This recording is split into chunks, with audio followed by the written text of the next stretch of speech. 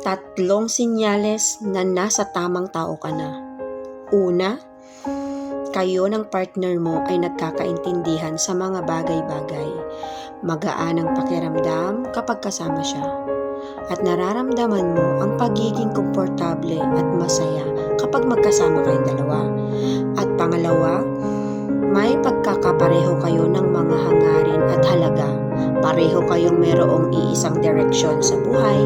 Hindi man kayo magkatugma ng paniniwala, pero may respeto kayo sa bawat isa at desisyon na ginagawa. Pangatlo, nagbibigay suporta at pagmamahal at pinaparamdam niya na worth it ka at naniniwala siya sa kakayahan mo. At ipinaparamdam niya mahal na mahal ka niya at sapat ka na sa kanya kung ano ka pa.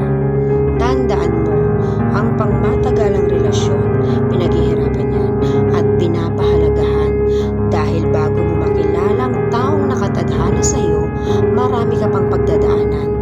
Kaya kung nararamdaman mo na ang mga sign na ito, ano pa ba dapat gawin? I-treasure mo na ang bawat isa. Dahil sa isang relasyon, bihira lang ang compatible kayo sa isa't isa. Subok ko na yan.